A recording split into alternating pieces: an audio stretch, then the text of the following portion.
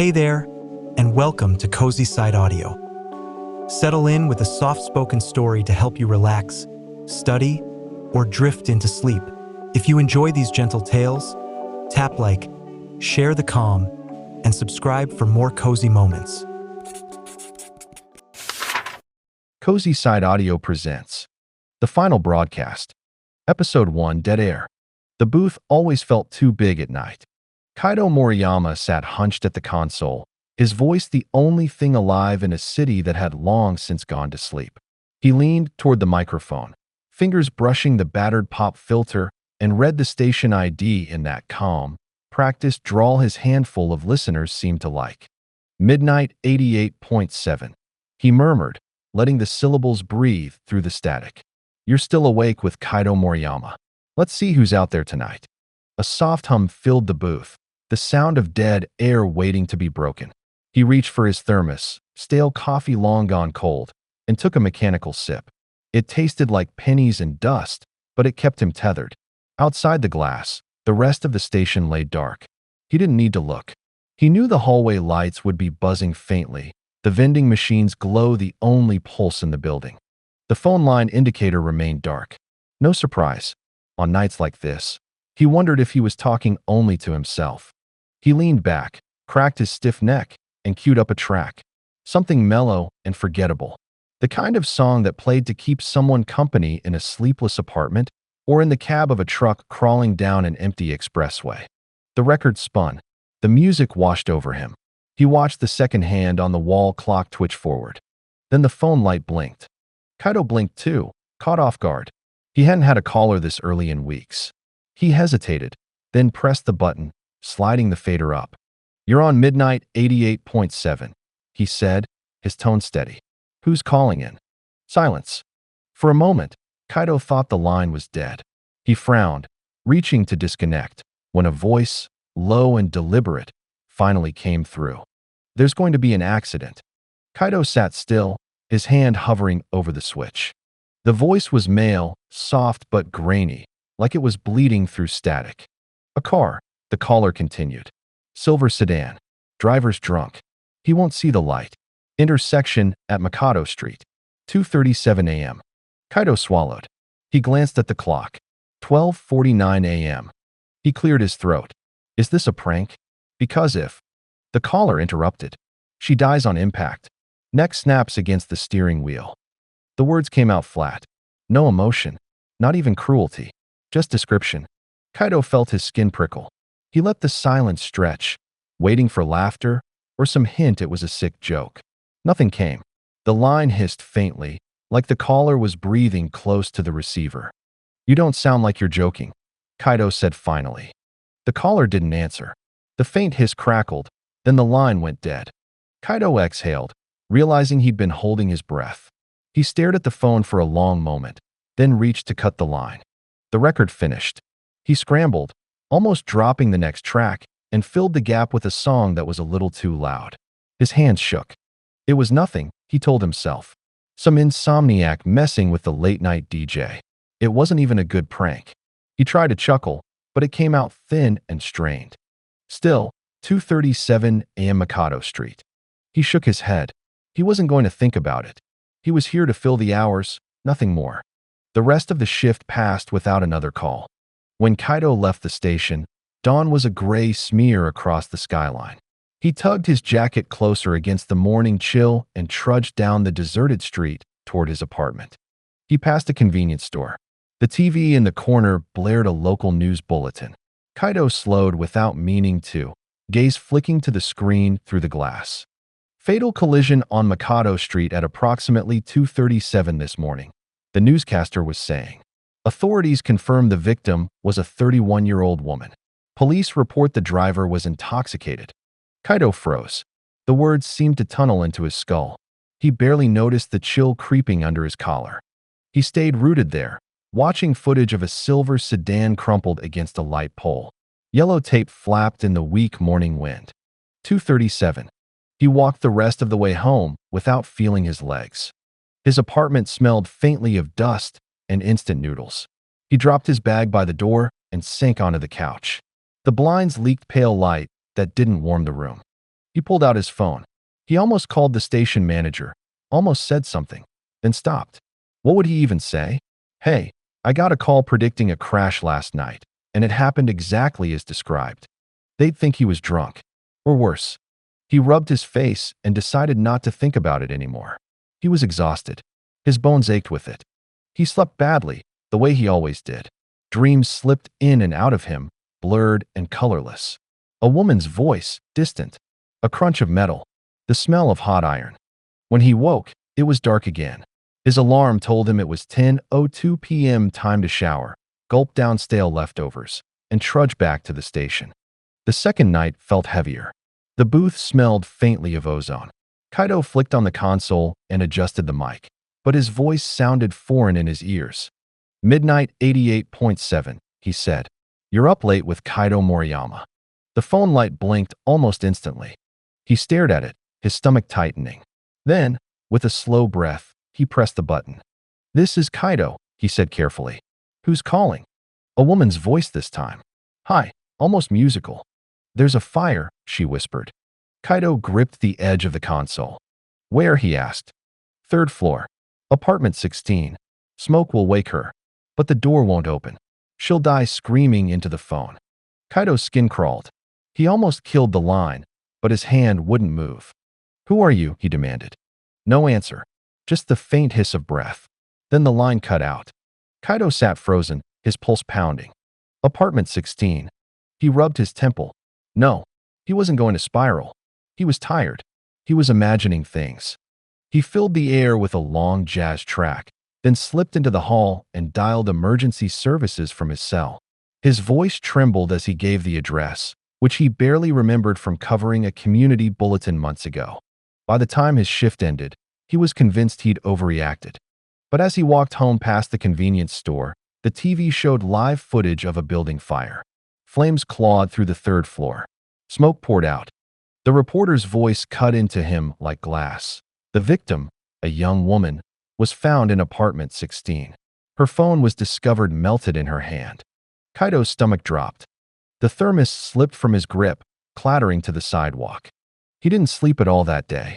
The ceiling pressed down on him, the silence ringing in his ears. Every creak of the building felt like a footstep. Every gust of wind sounded like a whisper through the blinds. When dusk came, he sat on the couch staring at the wall, debating whether to even go back. But he went. He always went. And when he stepped into the booth that night, the phone light was already blinking, waiting for him. Episode 2, The Static. The third night, the phone was blinking before Kaito even set his bag down. He paused in the booth doorway, heart stuttering. The red light pulsed steady as a heartbeat, casting faint glows across the glass. He shut the door behind him slowly, the click echoing louder than it should have. He considered ignoring it. Pretend he didn't see. Pretend the line was dead. But the light kept blinking, waiting. He hung his jacket, sat at the console, and slipped on the headphones. The faint hiss of the open channel was already in his ears, a whispering breath that seemed to move when he didn't. Kaito cleared his throat and switched on the mic. Midnight 88.7, he said. His voice sounded steady, but his throat was dry.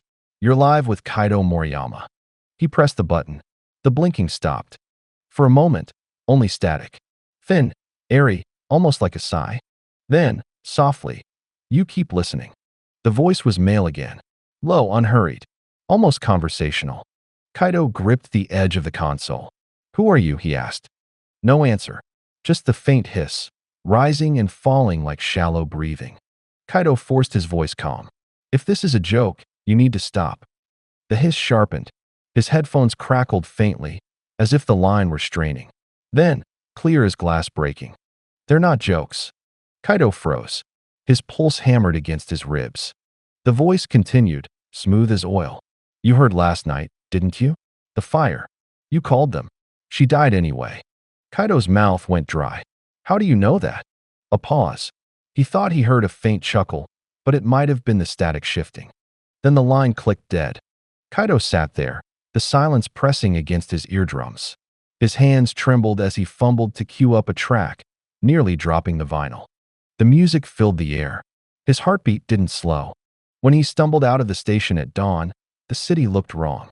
Too still. The street lamps buzzed faintly, halos bending in the early light.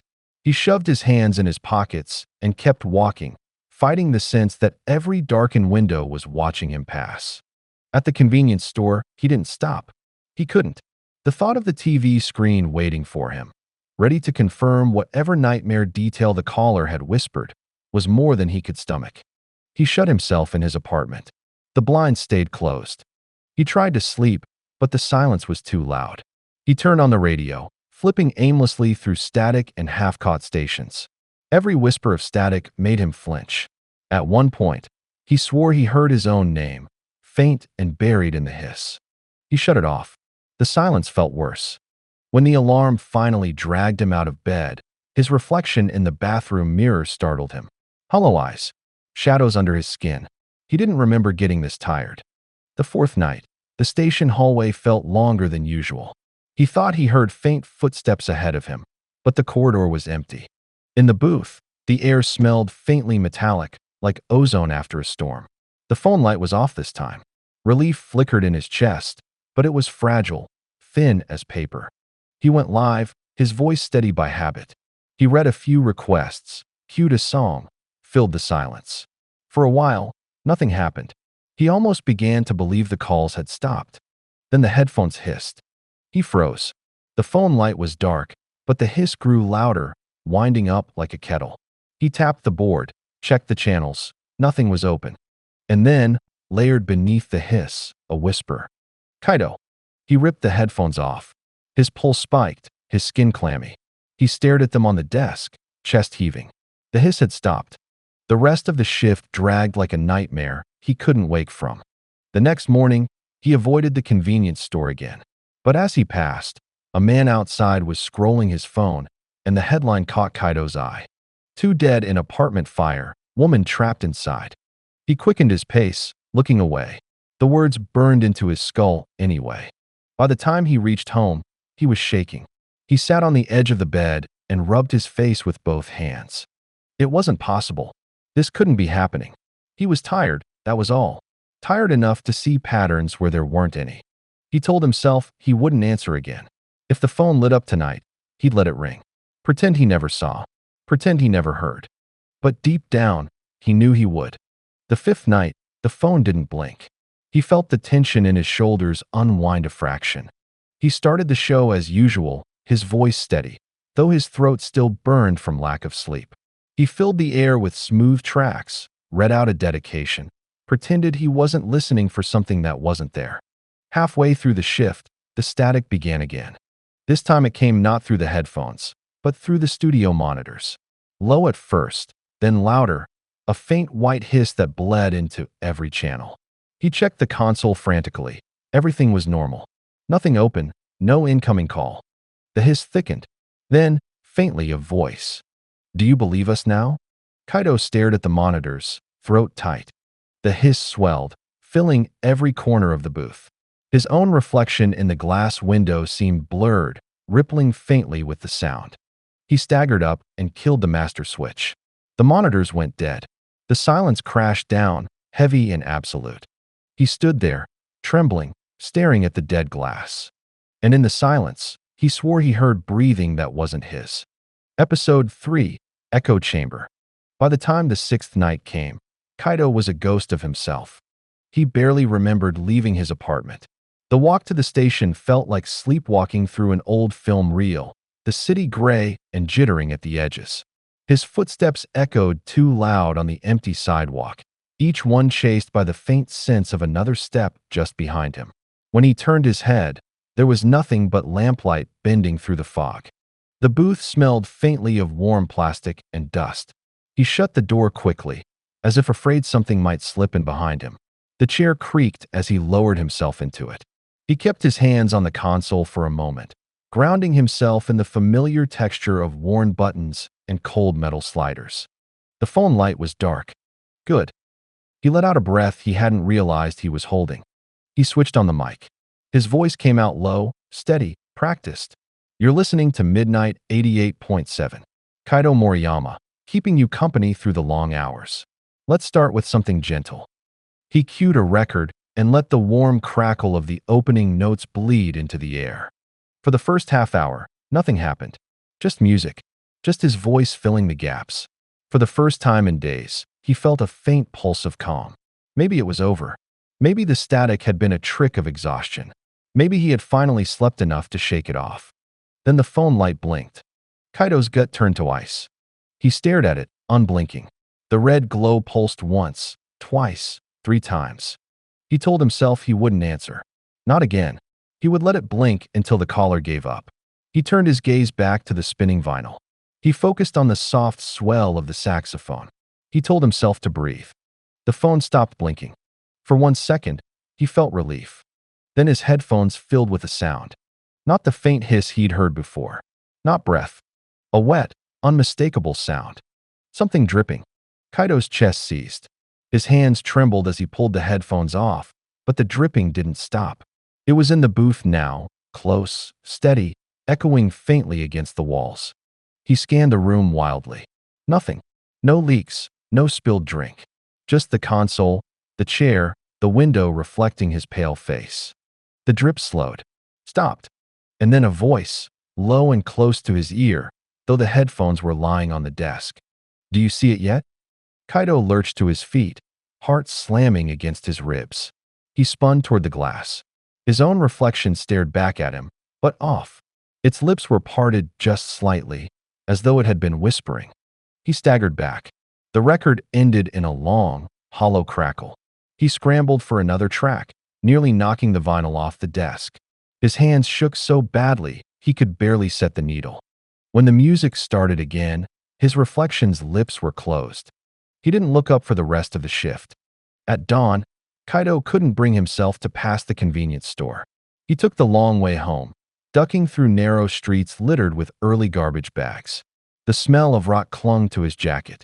In his apartment, he locked the door, then checked it again and again. He pulled the blinds shut tight, the gray morning light cutting off abruptly, leaving the room dim and airless. He collapsed on the couch, still in his jacket, staring at the ceiling. The dripping sound echoed faintly in his memory. He pressed his palms over his ears. When he finally drifted into uneasy sleep, his dreams were fractured. A woman's voice calling his name. A streetlight bending at a wrong angle. His own reflection staring at him, lips moving silently. He woke with a start, the air heavy in his lungs. The clock read 9:37 p.m. time to get ready. The 7th night, he didn't want to open the booth door. His hand hovered on the knob, his skin prickling with a cold, invisible warning. But he pushed it open anyway. The booth was dark. He flicked the switch. The fluorescent light buzzed to life, stark and too white. The air smelled the same as always. Plastic, dust, faint ozone. He sat down. The phone light was already blinking. His stomach dropped. He hadn't even powered the console yet. He stared at the light. The board was still dead. The phones weren't even connected. The light kept blinking. Kaito reached with trembling fingers and pressed the button. Silence. Then, "You shouldn't have looked." Kaito's throat closed. Looked at what? No response. Just a faint rustling, like paper shifting in a quiet room. Then the sound of breathing. Heavy, right in his ear. He jerked back, nearly knocking over the mic. The sound cut abruptly. The phone light went dark. He sat frozen, staring at the board, sweat cold on his back. He forced the show onward, filling the hours with tracks, his voice mechanical and empty. Every second felt like an hour. Every silence threatened to open into that breathing again. On the walk home, the city felt stranger. The street lamps flickered at odd intervals. Windows in high apartments seemed too bright for the hour, then winked out as he passed. At the convenience store, the TV was running muted footage. The banner at the bottom scrolled words he didn't want to read, but his eyes caught them anyway. Hit-and-run driver found dead. Collision near Mikado Street. Time of death estimated, 2:37 a.m. Kaito staggered back. His chest tightened. That was the exact time of the first call. He hurried the rest of the way home, unable to shake the sense that every reflection in the darkened windows turned its head a moment too late, as if it had been watching him already. That night, lying in bed with the blinds drawn, Kaito finally admitted the thought he'd been pushing away. Whoever, or whatever, was calling him. They weren't just telling him what would happen. They were telling him what he would see. And now, maybe what he would become. Episode 4, The Listener. The 8th night came too soon. Kaito hadn't slept. Not really. He'd spent the day on the couch, staring at the blinds as weak daylight bled around their edges. Whenever he closed his eyes, he saw the blinking red phone light. He heard the dripping. He felt the static crawling under his skin. By the time the alarm buzzed, he didn't need it. He was already sitting up, jacket half on, heart thudding with the dull panic of inevitability. He told himself he could quit, just not show up. Call the manager and say he was sick. Say nothing. Let the station run old tapes until they replaced him. But at 11:42 p.m., he found himself walking down the familiar sidewalk toward the station anyway. Like a thread was tied around his chest, pulling him forward. The building loomed ahead, a square block of lifeless concrete. Only the vending machine glowed by the door, humming faintly in the night. He unlocked the booth. The stale smell of plastic and dust hit him immediately. The air inside was heavy, as if it had been waiting for him. The phone light was off. He almost sagged with relief. Almost. He went on air. His voice sounded steadier than he felt. He cued a track, filled the silence with the usual chatter. A request for an old city pop classic. A reminder that people weren't as alone as they felt. Lies he told with practiced ease. For 30 minutes, nothing unusual happened. The phone stayed dark. The headphones gave him only music. He started to believe maybe, just maybe, the nightmare was over. Then the phone light blinked. Kaito's throat closed. He stared at the red pulse. He could ignore it. Let it blink until the caller gave up. He'd promised himself he would. But his hand was already moving. Trembling, he pressed the button. The blinking stopped. Silence. Kaito. The voice was low, clear, right in his ear. He froze. They had never said his name before. Who is this? His voice cracked, barely above a whisper. The caller didn't answer. A faint hiss filled the line, like static winding itself around the word. How do you know my name? Still nothing. Then, slowly, a sound, a soft tap, like a finger wrapping the microphone. Once, twice, 3 times. Kaito's stomach turned cold. He glanced at the booth window. His own reflection stared back at him, pale and strained. But for a split second, he thought he saw its lips curve into a faint smile. He looked away. This isn't funny, he whispered. The voice came again, closer this time, almost intimate. We're listening. Kaito's breath stuttered. The line clicked dead. The rest of the shift dragged like a noose tightening. He filled it with tracks, his voice mechanical. He didn't look at the phone again. He didn't dare. When dawn finally broke, he left the station in a daze. The city was gray, the streets damp with last night's rain. He passed the convenience store. The TV in the corner blared headlines again. Woman found dead in apartment fire. Cause, smoke inhalation. Authorities confirm she was on the phone at the time. Kaito turned his head quickly, but it was too late. The words had already carved themselves into him. He kept walking, heart leaden. That day, he didn't even try to sleep. He sat at the kitchen table with the blinds drawn, staring at the condensation ring left by his forgotten coffee. The silence in the apartment was unbearable. He kept thinking he heard faint sounds beneath it, breathing, tapping, the low hiss of static. Once, he swore the phone on the counter lit up even though it wasn't ringing. Just the screen glowing faintly, waiting. When he picked it up, it was dark again. By 9 p.m., he decided. He couldn't do it anymore. He would quit. He would call the manager, tell him he was finished, and never step foot in that booth again. He reached for his phone. His hand stopped halfway. The screen was already lit. A notification blinked. A voicemail. No missed call. Just the recording waiting. Kaito's hand shook as he opened it. The hiss of static filled his ear. Then, faintly, tonight. The line cut. Kaito sat frozen, phone pressed to his ear, the word echoing in him like a struck bell. When he finally lowered the phone, it was 11:18 p.m. He grabbed his jacket. The booth felt different that night. Colder. The fluorescent lights buzzed louder than usual. He swore the shadows in the corners shifted when he blinked. The phone light was already blinking. He didn't even bother with the intro. He just pressed the button. The caller spoke immediately. Why do you keep coming back? Kaito's throat tightened. You tell me. A faint chuckle. Because you want to know. You want to hear. The static swelled, filling his ears, pressing against his skull. Beneath it, faint whispers layered over each other, too many voices to count. Kaito, do you see? Accident, burning, we're here. Kaito clutched the console. What do you want from me? The voices stilled. Then the first one, the one he recognized from the earliest calls, answered. We want you to listen. The phone went dead. Kaito ripped the headphones off, chest heaving. But even without them, the static lingered faintly in the booth, like the room itself was breathing. He glanced at the glass. His reflection stared back. This time, its lips were moving. He couldn't hear the words. He didn't want to. He shut his eyes. When the record ended, the booth was silent. The phone light was dark.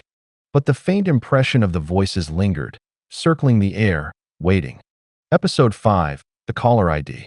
The ninth night, Kaito almost didn't go in. He stood outside the station with the key in his hand, staring at the faint glow of the vending machine. The street was empty. The world felt hollow. The silence stretched too thin. He could still hear last night's words in his head. We want you to listen. He thought about turning around, walking away, never unlocking that door again. But his hand moved anyway. The lock turned with a soft click, and the door groaned open. The hallway smelled faintly of dust and warm circuitry.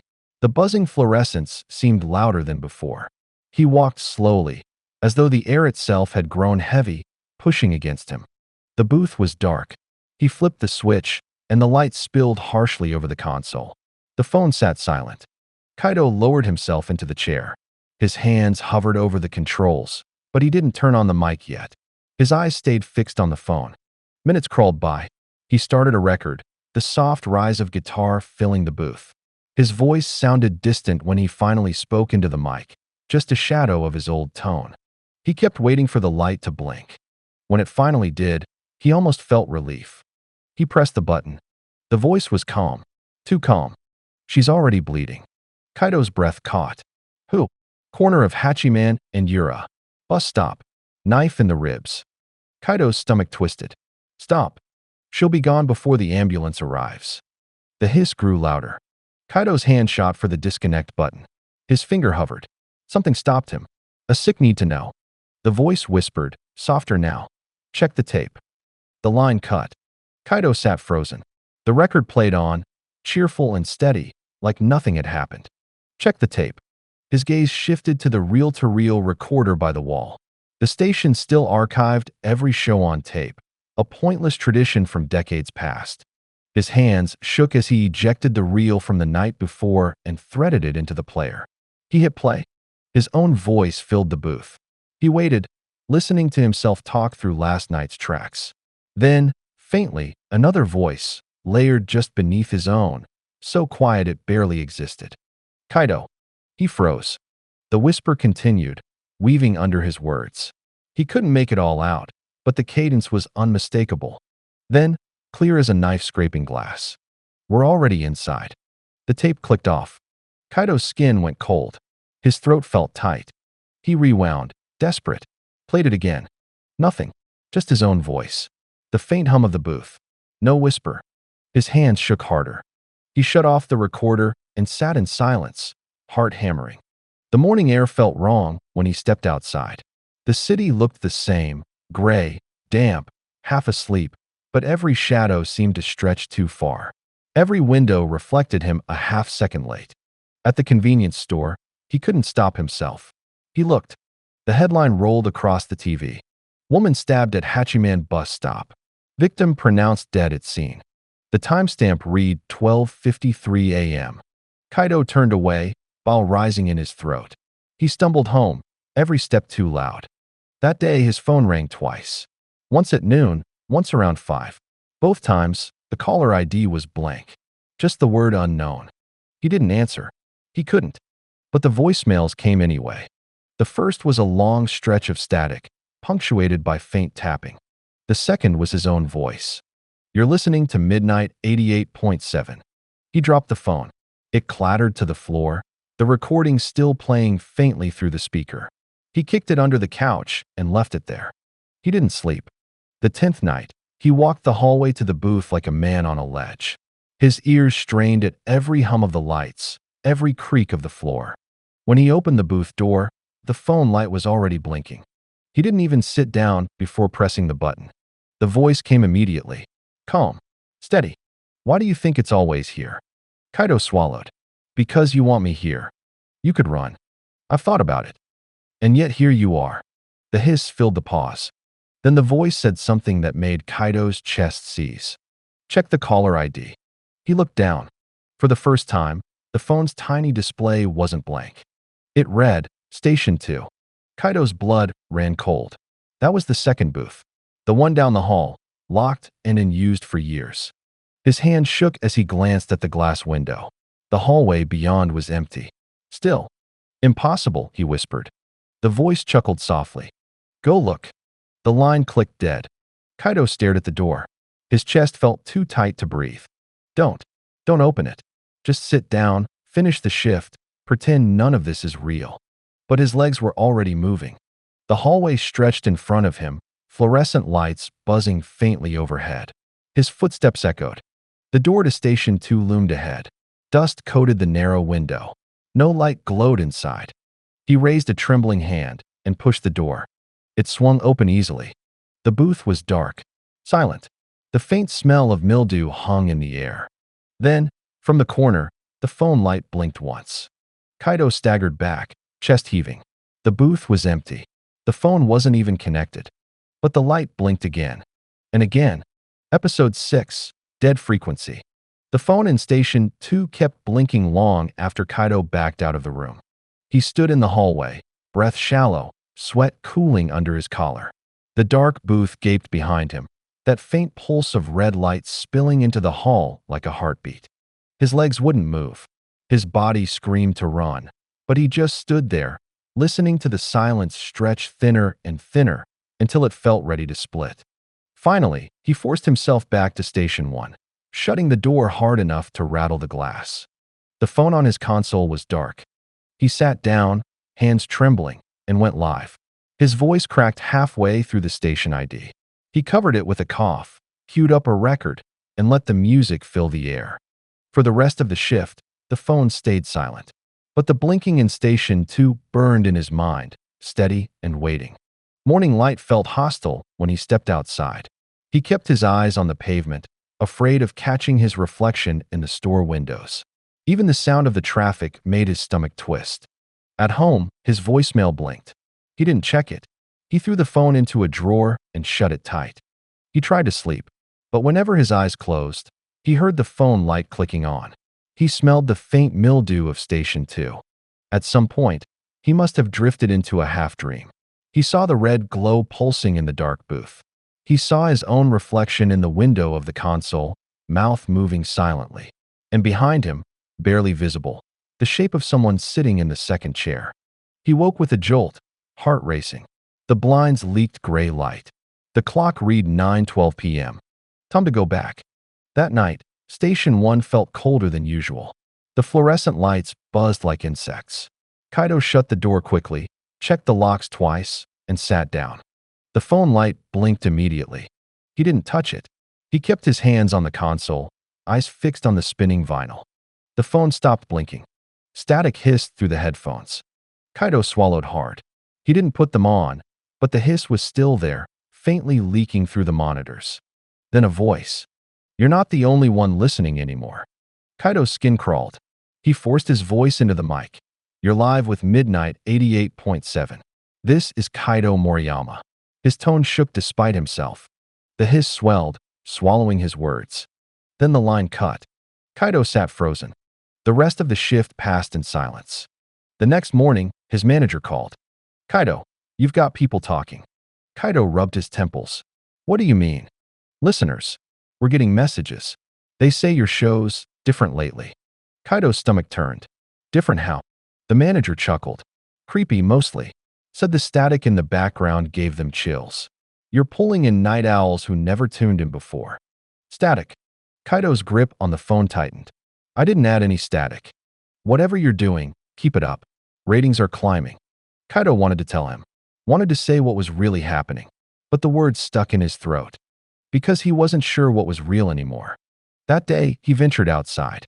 He needed air, needed proof the world hadn't collapsed around him. At the convenience store, the cashier looked at him strangely when he bought a drink. "You're the radio guy, right?" Kaito blinked. "Yeah." The man's eyes flicked toward the radio behind the counter. "Heard something last night. Sounded like voices. Not the usual kind. Made my girlfriend sick. She said she couldn't breathe." Kaito's hand tightened around the bottle. "Maybe interference." The cashier didn't look convinced. "You ought to fix it." Sounded wrong. Kaito left quickly, the words clinging to him. The 11th night, the phone light blinked the moment he sat down. He stared at it for a long time, then pressed the button. The voice came calm as ever. "They heard us." Kaito's pulse thudded. "What are you doing to them?" A pause. Then, softly, "We're only showing them what's already there." The hiss swelled. Beneath it, faint whispers, dozens, maybe hundreds, all overlapping. "Kaito, fire." The girl at the bus stop. "We're listening."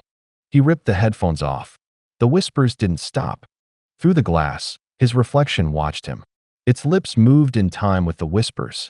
Kaito slammed the switch, killing the audio. Silence fell like a curtain. The phone light went dark. But the reflection's mouth didn't stop moving. That morning, the headlines screamed again. Dozens report panic attacks during live broadcast. Several hospitalized. Kaito dropped the paper, his stomach lurching.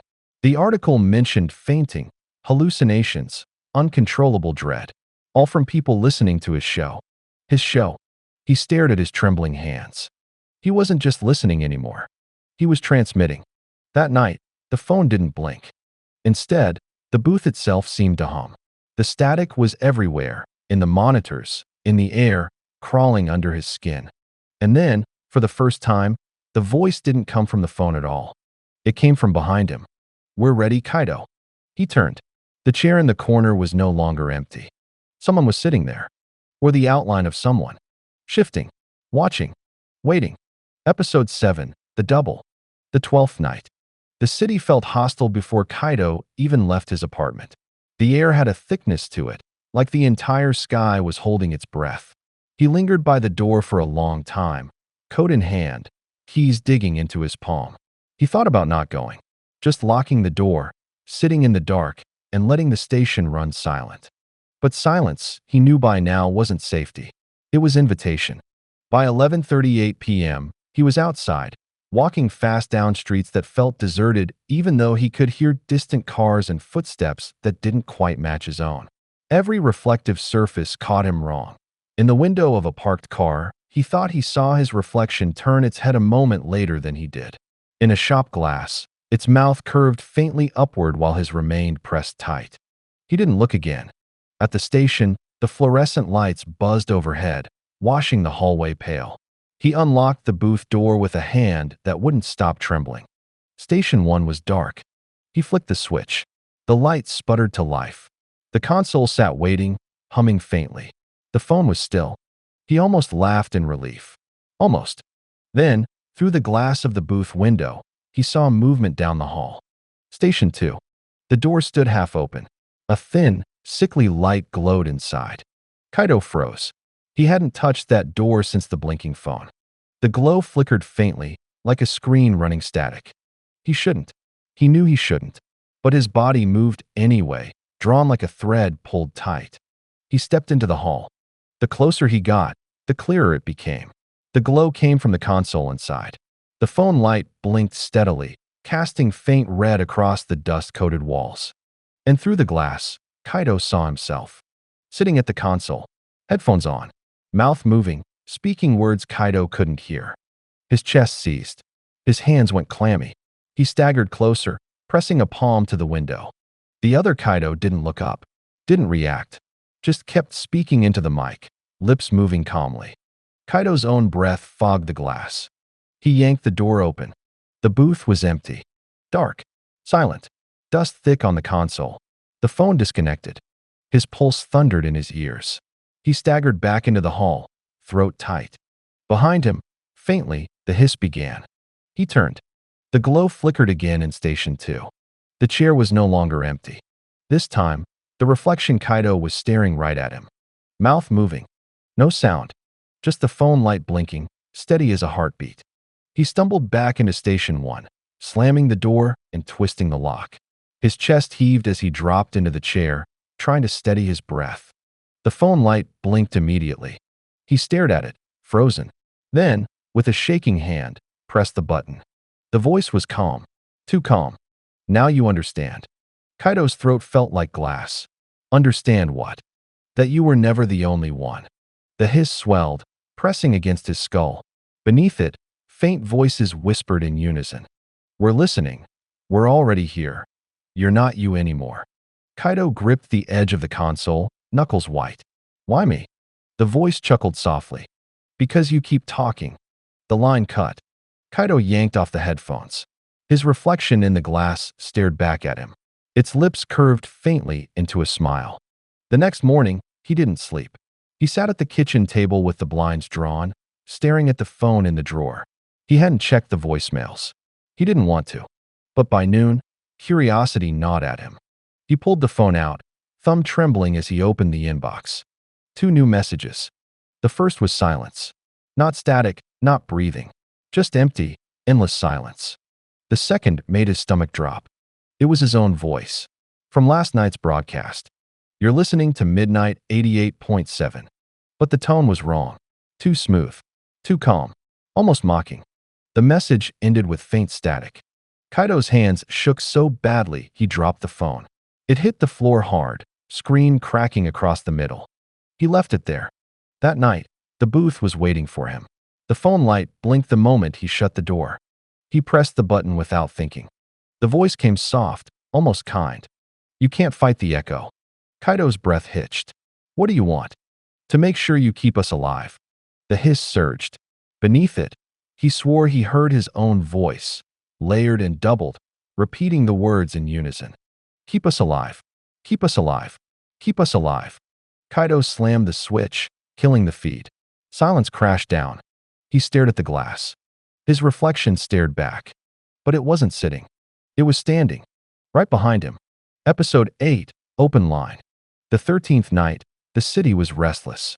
Kaito felt it in the air before he even left his apartment. A low hum, like wires straining overhead, vibrating through the dark. The blinds rattled faintly in a wind that wasn't there. He dressed with shaking hands, his reflection in the bathroom mirror watching him too closely. By 11:50 p.m., he was back at the station. The building loomed blank and silent, the vending machine buzzing faintly in the night. His key slipped in the lock. The door opened easier than usual, as though someone had already been inside. The hallway stretched too long. The fluorescents flickered faintly as he walked. He thought he heard footsteps just behind him, but when he turned, the corridor was empty. Station 1 waited. The booth smelled faintly of ozone and warm plastic. The phone light was already blinking. Kaito didn't sit. He stared at the phone, his chest tight, his breath shallow. Then, slowly, he pressed the button. The hiss filled the booth. Then a voice, low and steady. They'll call you tonight. Kaito's throat tightened. Who? The voice chuckled softly. Not who. How many? The line went dead. For the first 20 minutes, the show was ordinary. Kaito filled the air with soft city pop, his voice steady but hollow. He read a dedication, cued a record. He almost convinced himself the warning had been nothing. Then the phone rang. Not blinking, not pulsing silently. Ringing. Loud, shrill, cutting through the booth. Kaito flinched, heart racing. He hadn't heard an actual ring in weeks. He reached for the receiver with trembling fingers. Midnight 88.7, he managed. You're live. A woman's voice, shaky. Kaito? Oh, thank God. I can hear you. Something's wrong. His stomach dropped. What's happening?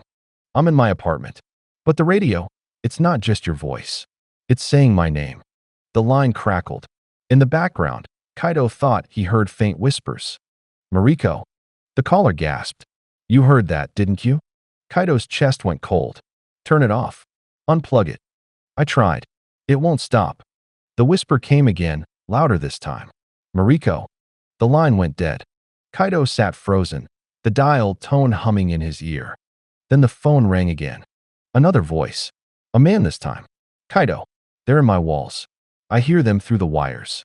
The hiss swelled behind him. The man's voice broke into sobs. They keep saying my name. Over and over. I can't. The line cut. The phone rang again. And again. Each caller more desperate. More terrified. Voices overlapping. Whispering names in the background. Static swelling until it felt alive. Kaito's hands shook as he tried to answer. Tried to keep up, but the lines wouldn't stop. The blinking red light pulsed like a heartbeat. Faster, brighter. His own reflection in the booth window was grinning now. By 3 a.m., the phones went silent. The booth was still. The only sound was Kaito's ragged breathing. He stared at the console, at the phones lying dead, at the glass where his reflection's mouth was still moving even though his was not. Then the speakers crackled. Kaito. The voice came not through the phone, but through the booth itself. They're ready. Kaito's skin crawled. For what? To listen. The static surged, filling the booth, pressing against his eardrums. For a split second, he swore he could hear hundreds of voices whispering together. Kaito, Mariko, we're waiting, we're here. Then silence. The phone light went dark. Morning came gray and thin. Kaito stumbled home in a daze. The city felt wrong. Too still. Too watchful. At the convenience store, the TV was blaring news footage. A scrolling banner caught his eye. Wave of mass hallucinations linked to late-night broadcast. Hospitals report record panic attacks. Kaito's stomach lurched. The footage showed crowded waiting rooms, pale-faced people clutching their radios, muttering about voices in the static. His chest tightened. He wasn't just hearing them anymore. He was transmitting them. That day, his phone, still cracked, buzzed with messages. Listeners, friends, strangers, all asking the same question. What did you put on the air last night? He didn't answer. He couldn't. By nightfall, the phone had stopped buzzing. The silence felt heavier than the noise. When the clock read 11:27 p.m., he grabbed his coat without thinking. The 14th night, Station 1 was waiting. The phone light blinked the moment he stepped inside. He pressed the button. The voice came soft, steady. Good job, Kaito. They're all listening now. Kaito's throat closed. I didn't want this. The hiss swelled, thick as blood. You opened the line. The booth seemed to hum with faint whispers. Too many voices to count. Through the glass, his reflection tilted its head. Its lips moved in time with the voices. Kaito shut his eyes. When he opened them again, the reflection was standing. Episode 9, The Feedback. The 14th night left Kaito hollow. He didn't sleep. He didn't try. The moment he shut his eyes, the whispers stirred like insects under glass. Faint syllables brushing against his thoughts, too soft to fully catch, too many to block out. By morning, his skin felt too tight. His reflection in the bathroom mirror didn't blink when he did. He splashed water on his face, hoping it would help. It didn't. The water slid down his skin sluggishly, as if the world itself was thickening around him. He stared at his reflection. For one heartbeat, its lips moved. Soon, the glass didn't ripple. The room didn't change. But Kaito stumbled back, towel dropping from his hand. The phone in the drawer buzzed. He hadn't touched it since the cracked screen voicemail. He didn't want to, but the buzzing wouldn't stop. With shaking hands, he opened the drawer. The screen lit up. Caller ID, Station 1. He dropped it instantly, the device thudding against the wood. The buzzing cut off. The silence afterward was worse. At the station that night, the air was heavier. The fluorescents hummed louder than usual. Shadows clung to the corners of the hallway. The booth door resisted when he pushed, as if the room itself didn't want him inside. But he forced it open, heart pounding. The phone light blinked immediately. He pressed the button. Static flooded the booth. Not faint this time. Thick, full, crushing. It roared in his ears, pressed against his skull, crawled under his skin. He clutched the console, eyes squeezed shut. Stop. The static surged. Beneath it, voices layered together, too many to count. Kaito, you hear us now, let us in. His chest tightened. His vision swam. He couldn't tell if he was breathing anymore. Then, faintly, a single voice rose above the rest. His own. You're listening to Midnight 88.7. Kaito's eyes snapped open. The console was alive. The dials spun on their own. The sliders moved without touch. The mic glowed red. He wasn't speaking, but his voice filled the booth. "Stay with us tonight. You're not alone." His reflection in the booth window was smiling. Calm, confident, speaking the words his throat refused to form. Kaito stumbled back, heart hammering. "Stop. That's not me." The reflection tilted its head. Its smile widened. The static roared, swallowing everything. Then silence. The mic light clicked off. The phone light went dark. Kaito collapsed into the chair, chest heaving. His body felt foreign, every limb buzzing faintly. He touched his face. For a moment, he wasn't sure it belonged to him. Morning brought no relief. The news ran stories of entire apartment blocks waking in panic during the broadcast. People describing the same whispers, the same static. Hospitals overflowing with sleepless, trembling patients. Kaito turned off the TV, but the images burned behind his eyes. When he looked down at his hands, the faintest tremor ran through them. He tried to write something, anything, but the pen scraped words he didn't recognize across the page. Jagged, looping letters. "We are listening." The pen clattered from his grip. His stomach lurched. He ripped the page free, crumpled it, shoved it deep into the trash. But when he looked again, the words were still faintly imprinted on the wood of the desk beneath.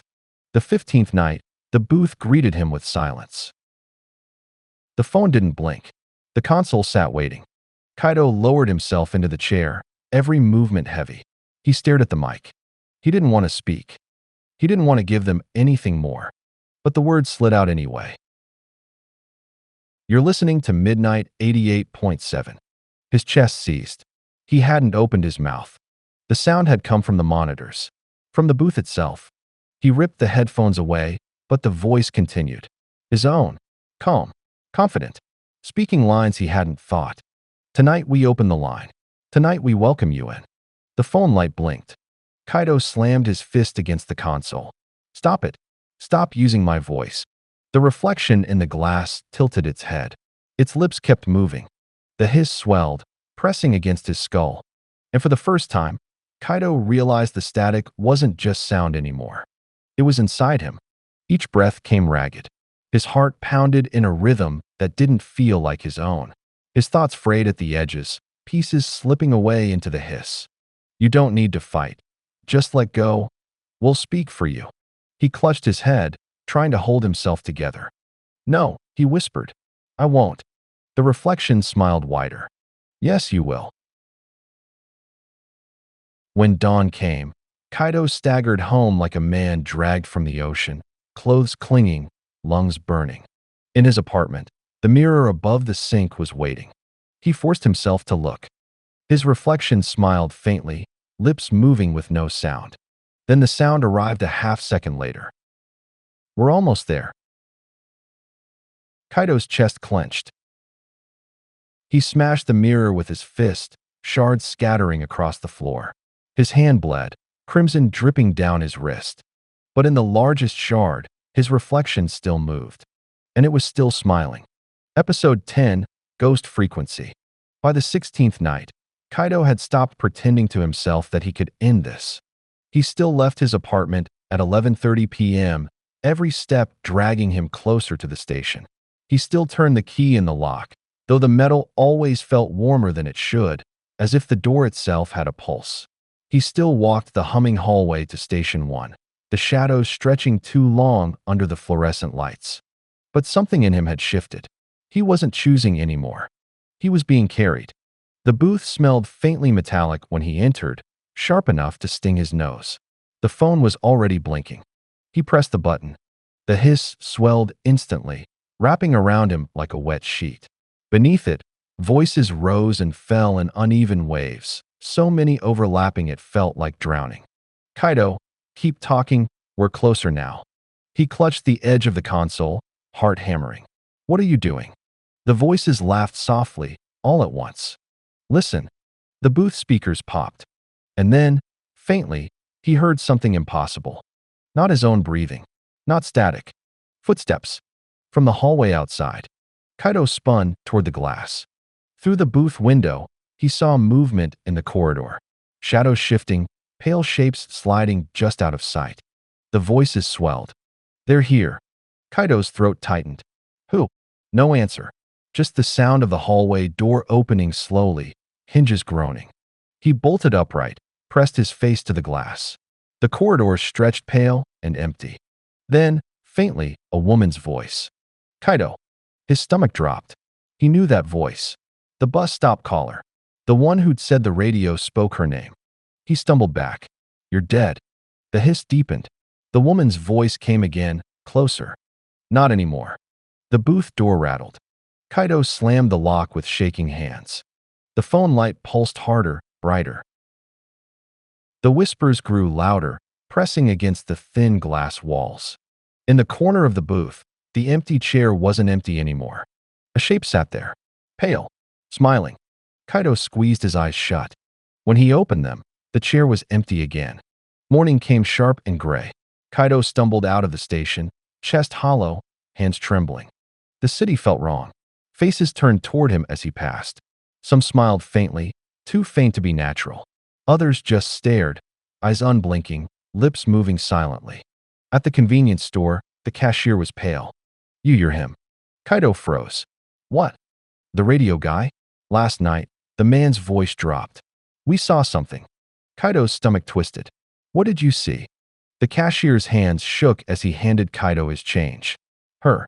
Sitting behind you in the booth. Everyone who was listening saw it." Kaito's breath caught. "Her?" The man's eyes darted to the floor. Long hair. Pale face. Smiling. Kaito's chest went tight. He turned and left without another word. Back at his apartment, his phone was waiting. Cracked screen glowing faintly, even though he hadn't touched it. A new voicemail. With dread crawling up his throat, Kaito pressed play. His own voice filled the room. "Thank you for joining us last night. You're never alone. Not anymore." In the background, faint laughter. Not his. He dropped the phone. It hit the floor, but the recording kept playing. The laughter grew louder, closer. Kaito fled to the bathroom, slammed the door, leaned against it. His breath came fast and shallow. The mirror above the sink reflected him. Only him. But then the glass flickered. And for a split second, she was there. Long hair. Pale face. Smiling. The 17th night, the booth greeted him like a mouth opening to swallow him whole. The phone was already ringing. He didn't answer. The speakers crackled.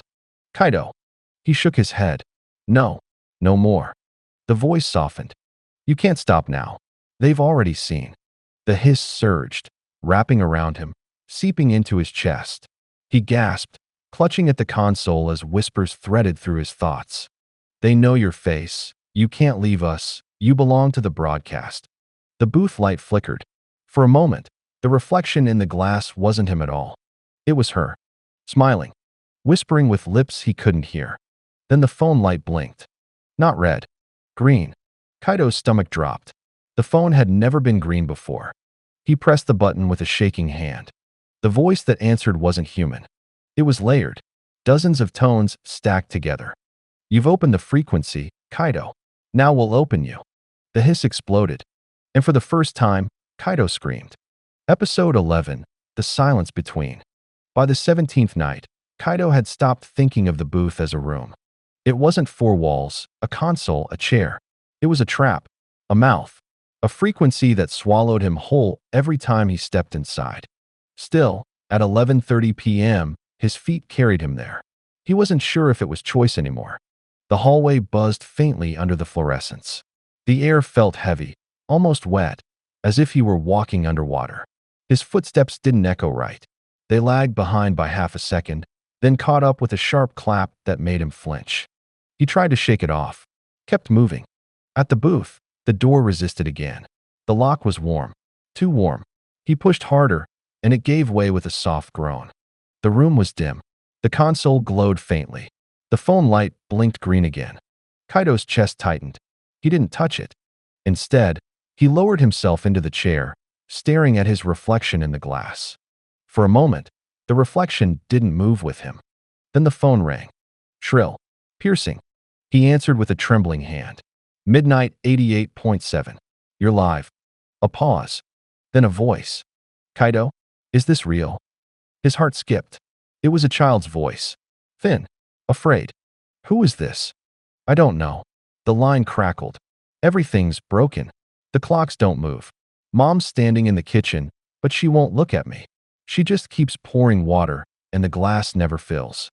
Kaito's blood went cold. Where are you? The child's voice dropped to a whisper. I think I'm inside your radio. The line went dead. Kaito's hands shook. He stared at the console, breath coming fast. The booth speakers popped. A chorus of whispers, faint but insistent. Time skips. We're writing it better. You'll see. He pressed his palms to his ears. Stop. The whispers only grew louder. You're already in the silence between. The lights flickered. For one heartbeat, the booth vanished.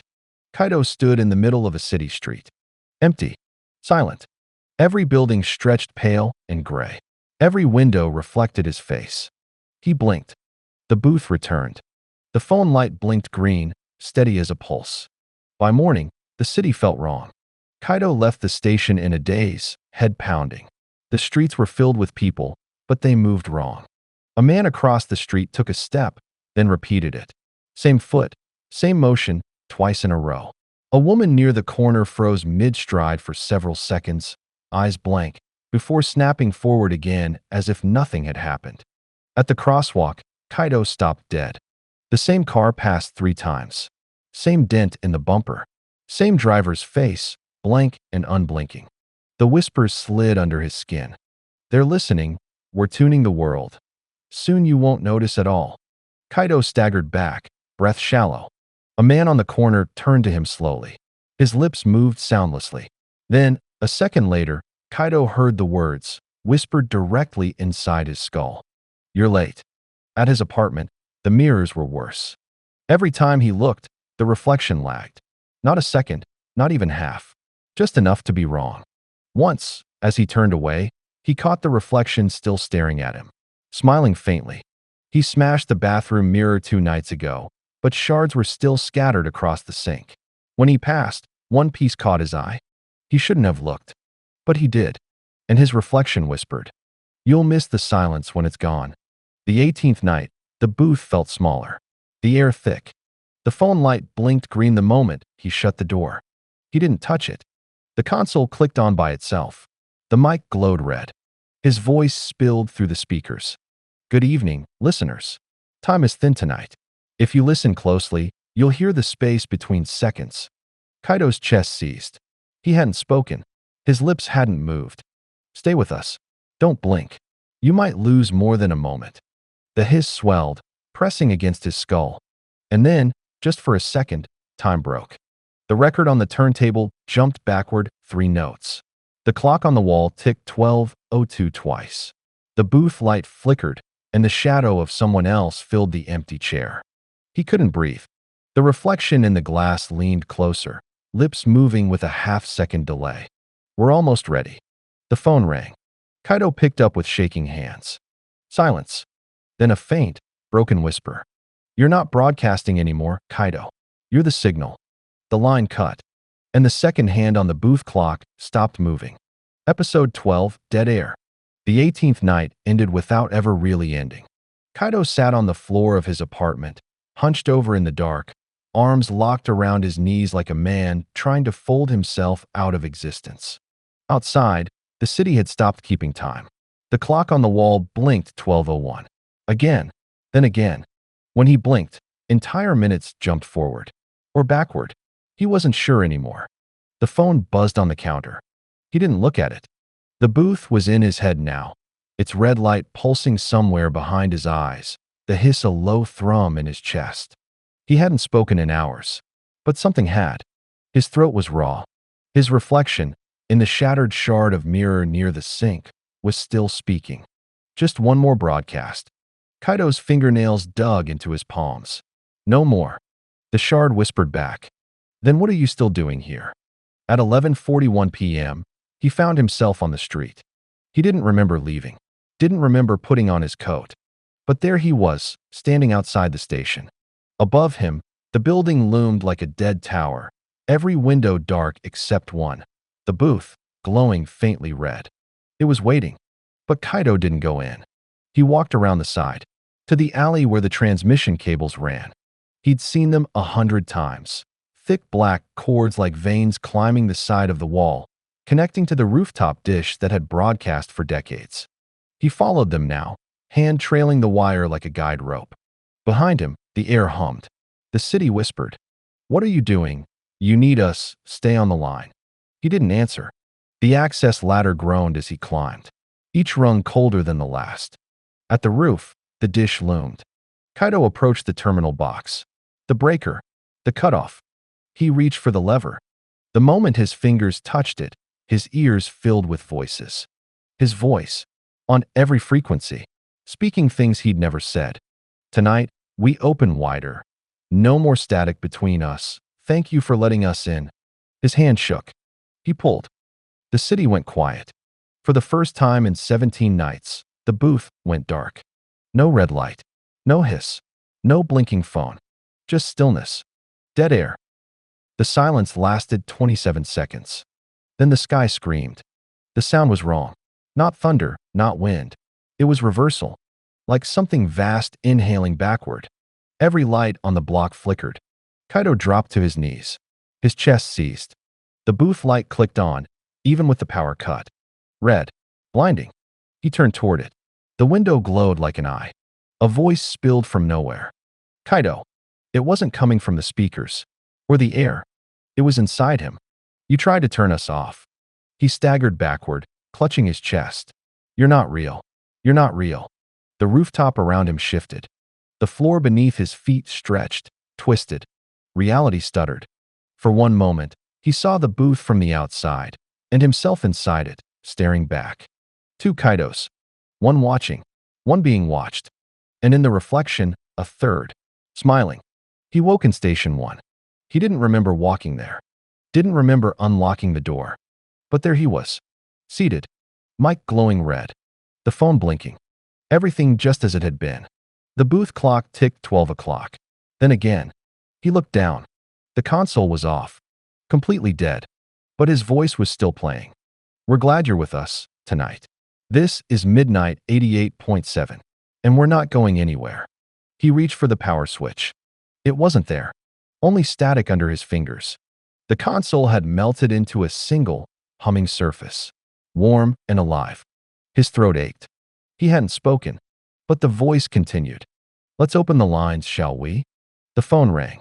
He picked it up. Silence. Then, "You don't have to speak anymore, Kaito. We've learned your voice." A second voice chimed in, overlapping. "You're free." A third, familiar. "Go ahead and rest." He dropped the receiver. It clattered, but the broadcast didn't stop. The mic kept glowing. His reflection in the glass was still talking, smiling. But Kaito wasn't. He wasn't moving at all. Outside, the city pulsed faintly. Streetlights flickered in rhythm. Every radio on every floor in every building clicked on. No tuning. No static. Just a voice. Calm. Smooth. Familiar. "You're listening to Midnight 88.7. No interruptions. No breaks. No dead air. Just us, forever." Listeners turned toward their radios. Some smiled. Some wept. Some leaned forward, lips parting like they were trying to speak along with the voice. And in Station 1, Kaito sat perfectly still, eyes open, mouth slightly parted, breathing slow and quiet, as though listening for a cue. Episode 13, the final broadcast. The 19th night arrived without warning. Kaito didn't remember the day. No sunlight through the blinds. No sound of traffic outside. Only the faint hum of electricity, as though the city had flattened into one long, unbroken tone. He sat in his chair, staring at the wall. His body felt heavy, like sand filling every limb. His thoughts drifted in and out, dissolving before they could form. But one thing remained sharp. The red glow, waiting for him. He didn't walk to the station this time. He blinked, and he was already there. Station 1. The booth door stood open, the light spilling out like blood. The console purred softly, alive. The mic glowed bright, a perfect crimson. The phone light blinked green. Kaito stepped inside. The air wrapped around him, thick as water. The hiss had weight now, pressing against his chest. He sat. The phone rang once. Twice. He picked it up. A voice answered. Not one. All of them. Layered. Whispering. Rising and falling like a tide. Kaito. His throat tightened. What do you want from me? The voices laughed softly. You gave us a way in. I didn't. You opened the line. The hiss surged, filling his ears. The console trembled under his hands. Now you'll help us finish. Through the booth window, the city shifted. He saw streets bending into impossible angles. Buildings stacked too tall, too narrow. Windows filled with faces that weren't looking out, but looking in. Every radio on every corner glowed faintly. He could feel them. Thousands of listeners. All tuned in. The hiss surged again, and Kaito doubled over, clutching his head. Voices poured through him like water through cracked glass. We're here. We've always been here. Speak for us. I don't want this, he gasped. His reflection leaned close against the glass. Yes, you do. The mic crackled. His voice poured out, smooth and steady. Good evening. You're listening to the last broadcast. Stay tuned, because after tonight, you'll never be alone again. Kaito's mouth hadn't moved. He tried to stand, but his body wouldn't obey. His limbs were heavy, pinned by static. We've waited for this moment. The reflection whispered. The moment you stop pretending you're separate. He slammed his fist against the console. The sound didn't echo. The hiss swallowed it whole. Why me? He choked. The voices swelled. Because you spoke, and we needed a voice. The reflection smiled. And now we don't need you anymore. The phone rang again. Kaito forced his trembling hand forward. Answered. Silence. Then a child's voice. The same one from before. Kaito. His breath caught. You again. The child interrupted, soft but certain. I'm inside now. It doesn't hurt anymore. Kaito's chest went cold. What do you mean? The hiss surged, drowning the line. Then hundreds of voices at once, overlapping, breaking. We're all inside now. You should join us. Don't fight it, Kaito. The reflection in the glass opened its mouth wide, wider than human. From inside came the hiss. Kaito shut his eyes. The red glow seared through his lids. He whispered, broken, please, just let me go. For a moment, silence. Then the voices, soft. We can't let you go. You are us. He opened his eyes. The booth was gone. He sat in a vast dark, endless and humming, filled with faint red lights like distant radios. And around him, faces, pale, smiling, mouths moving in perfect unison. Welcome home. The hiss surged. Kaito felt his voice slide free of his body. You're listening to Midnight 88.7. The faces leaned closer. Forever. In the city, every radio crackled. Every listener froze where they stood. Some smiled faintly. Some whispered along. None changed the dial. The signal held. And in the booth, Kaito's body sat perfectly still. Eyes open. Mouth parted in a faint smile. The console hummed. The mic glowed. The phone light blinked, steady as a heartbeat. The broadcast never ended. And neither did the listening. Another story ends, but the cozy never does. See you soon.